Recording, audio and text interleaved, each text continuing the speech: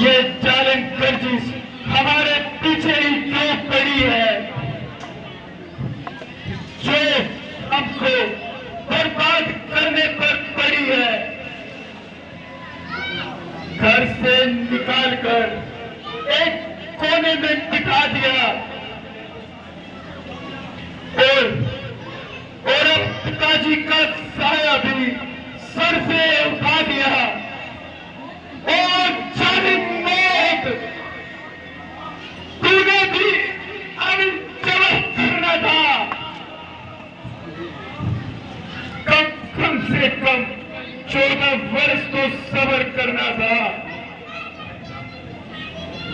तू भी इसी का इंतजार कर रही थी और अंदर ही अंदर हमारी बर्बादी का सामान तैयार कर रही थी।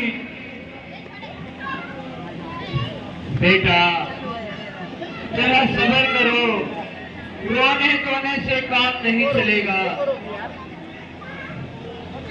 माता बैठ जाए नीचे। एक दुख हो तो सब्र कर ले, परंतु इन विपत्तियों का तो कोई भी ठिकाना नहीं है। बेटा जरा धैर्य करो, और इसके सिवाय अब सारा ही क्या है। उन्होंने तो वापिस नहीं आना। बेटा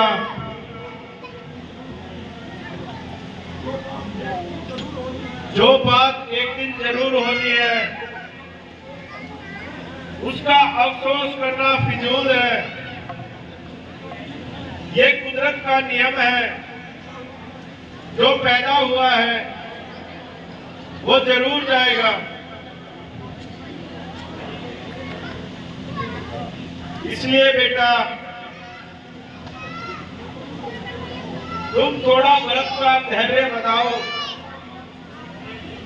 इसका मानसिक संतुलन ठीक नहीं है और अंदर से बहुत ही दुखी है।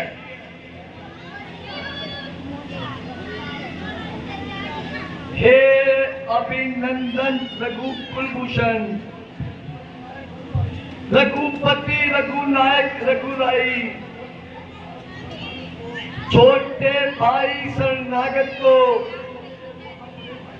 अब लगाइए बाहों में बड़े भाई। माता से जो अन्याय हुआ उसका है पश्चाताप उन्हें। अब जाता है दिन पर दिन, अब पाप और संताप उन्हें। पश्चाताप पाप का आप उन्हें। भ्राता जी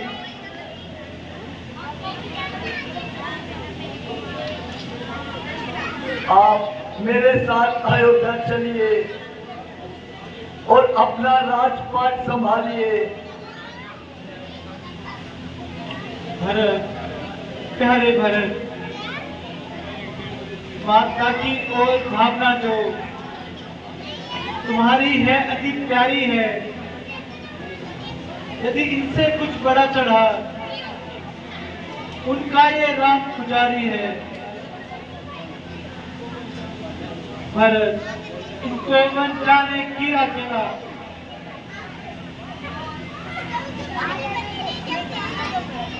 हमें उन्नति का पथ दिखलाती है।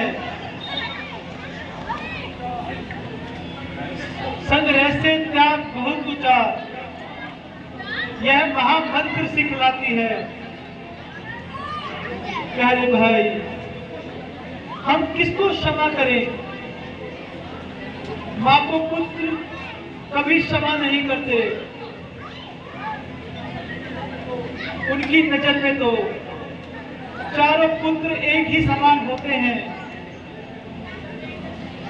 बेटा राम, मुझे क्षमा कर दो। मैं नहीं जानती थी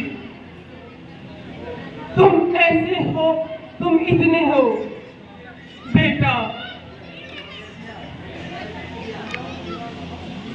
कौशल्या तेरा राम नहीं, यह तो मेरा ही बेटा है। मेरा ये धन है, जीवन है, मेरा ये प्राण कलेजा है। मंत्रा की सरकटी से मैंने बड़ा उत्पात किया, अपने ही हाथों से अपने बेटे पर आघात किया। हे दुनिया की बहनों, ओछों को मुंह न लगाना तुम। हे बहू के दियो, नीचों की संगति में ना जाना तुम। घर में जो दुष्ट दासियां हैं, ये स्वांग बहुत भरती हैं,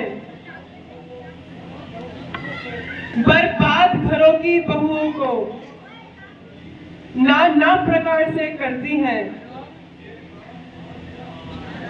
हे राम, आज व्याकुल मैया बेटे की कृपा चाहती है।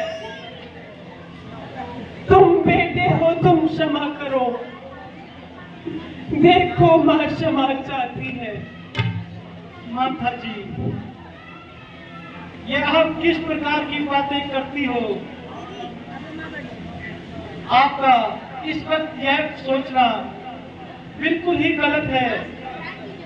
मेरा मन हमेशा ही आपकी सेवा हेतु रहा है। बेटा, हम स्वयं मान बढ़ाते हैं। हम महारानी केकई का रघुकुल के हित में भरते हैं। राजसभा केकई का भ्राता जी, बार बार विनती करूं, चरण नमाऊं नाथ, है मन की इच्छा का सुन, चलो अवध को नाथ। भ्राता जी, कुछ दिन की तो जो करनी थी वो कर चुका हूं। आप मुझे अधिक क्यों मारते हो? मैं तो पहले ही मर चुका हूं।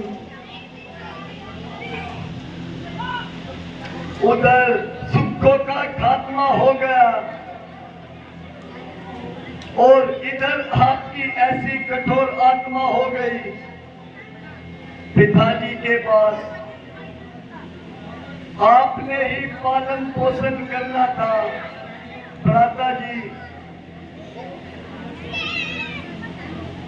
जो भरत आपके सम्मुख बात करते हुए भी शर्माता था और कभी आपके सामने हाथ तक नहीं उठाता था, अब आए दिनों की मुसीबतों ने मेरा सीना चकनाचूर कर दिया और मुझको ऐसी बात करने पर मजबूर कर दिया। मगर मैं इस गलती के लिए आपसे क्षमा चाहता हूं।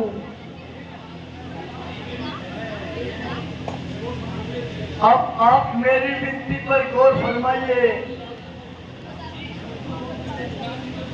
और अयोध्या को अपने चरणों से सजाइए। प्यारे भरत, वो ये कैसे स्वीकार? अवध लौटने के लिए आत्मा है लाचार। जब एक बार कुछ निश्चय कर फिर उस निश्चय से डरता है, उसका टकना चलता है। यह आत्मा क्यों दूर करता है? अच्छे पद पर पहुंच जाता है राज कुछ इसके आगे। यह बात बड़ा सुख लाता है।